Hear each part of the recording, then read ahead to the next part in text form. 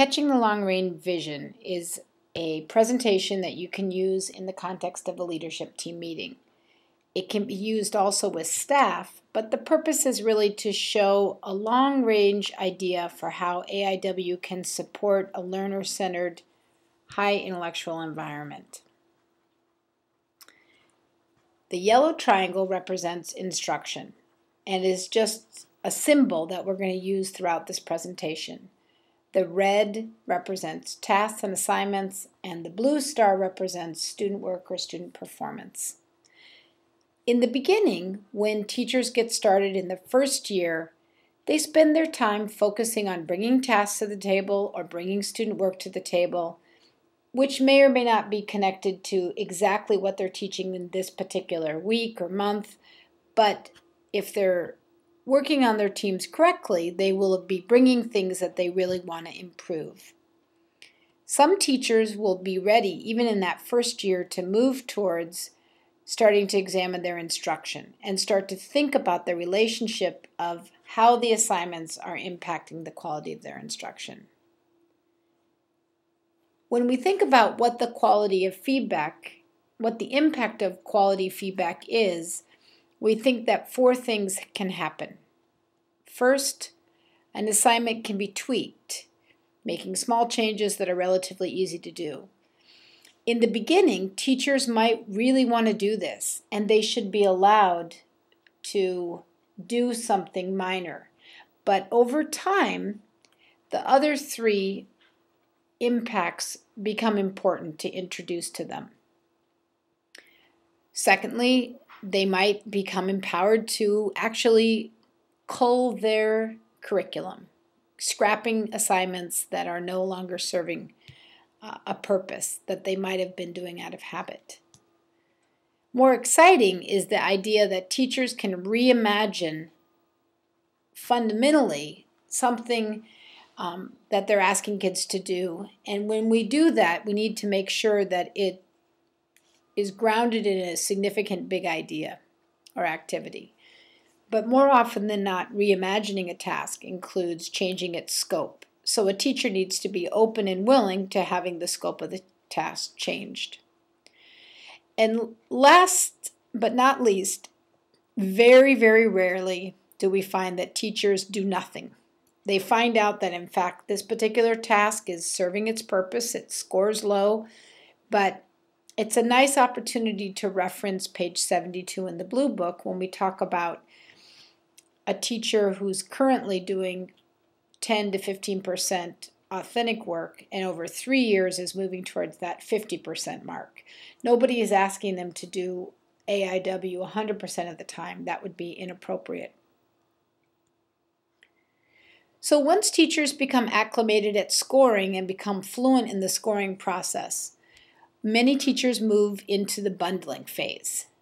Bundling is not a stage that everyone has to move through, but it's a convenient term for thinking about the interrelationship among instruction, assignments, and student work.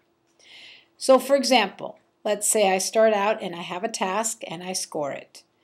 I take a look at the student work and I find out that that student work is still not what I want. I might go back and revise that task, but after a couple times around the track, I really need to move towards looking at instruction, and I need to ask myself, is there something that I'm doing in the balance of my contact minutes that may not actually be teaching those core ideas? So although the task score is high, we know that it's not translating well into student work. Other teachers might want to move right into looking at AIW across a whole unit. There isn't any particular timeline for when a teacher is ready to do this, but if they seem to have a growth mindset and are really adept at applying AIW to several tasks, it's helpful to begin to think about their units conceptually and asking themselves, if this unit really lends itself to AIW, what would be the student high quality performance that I would have at the end of it that would indicate a rigorous level of authentic thought? and then back map, where am I going to have my lesson with higher order thinking? Where am I going to have my lesson with deep knowledge? And then maybe today I'm going to focus in on this bundle, and I'll have a task and a piece of student work, but really what I want the group to do is look at the clip of the substantive conversation, because I had hoped to get a 5, but I'm not sure I'm hitting the mark, and I need more help to figure out why. And then later on in the unit, I'm going to have that high-scoring value beyond school, connections to the real world activity, where kids are going to have a chance to really go out into the community and solve a problem. Often there's a formative assessment that helps support the summative assessment, but analyzing a unit in whole can really help to overhaul the learning that happens in that process. What you'll notice by looking at this graph, though, is that all the stars and dots and yellow triangles are not back to back. That just symbolizes the notion that not everything you do in this unit would necessarily score high. But I know that I have a large summative, the size of the red dot symbolizing the scope of the amount of work that's being asked. And I have 1, 2, 3, 4, 5 other tasks which are all going to score high and support and scaffold the learning that's going to happen throughout that entire unit, so that I'm really getting the kind of product that I want at the end. If you can do it in a unit, you can examine an entire course. This is common for teachers that are on a really solid team, and the team has high trust, and now they've begun to look at a particular course. Might happen in year 4, where they're going in and they're saying, I really want my kids at the end of this course to do something just phenomenal. So I'm going to build this task, and all the units in the course are going to work towards that high-scoring value beyond school. If you take a look at this schematic, you'll notice that symbolically the sizes of the units are different. And what that's really saying is that different units would lend themselves to AIW, and other units are less connected. So as a teacher is marching across time, and they happen to have their turn to be the presenting teacher, but it's falling in a time period where the unit is less connected to AIW. Teachers that have been involved in the process for multiple years should be savvy enough to say, you know, I'm not going to bring it from this unit, but 4 weeks from now, that unit really lends itself to AIW. So I'm going to be more strategic in what it is I bring to the table. When you do it in a course, and you've planned for summative and formative assessment, you can move on and have multiple departments doing it at the same time.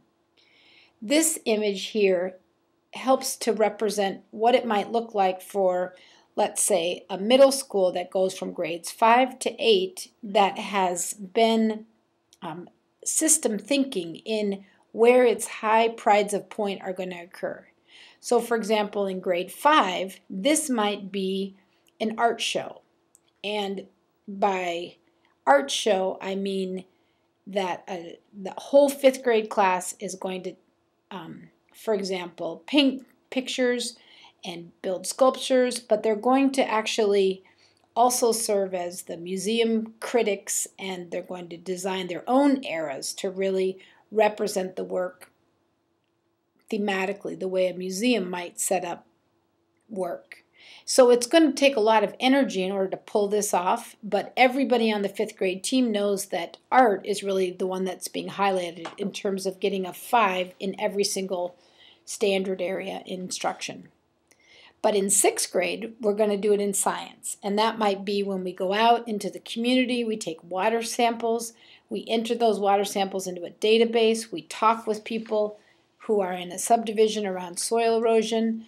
But it takes a lot more energy to get a 5, but we know that we want every student to experience it in every single discipline. So in 6th grade, it's going to be our science curriculum.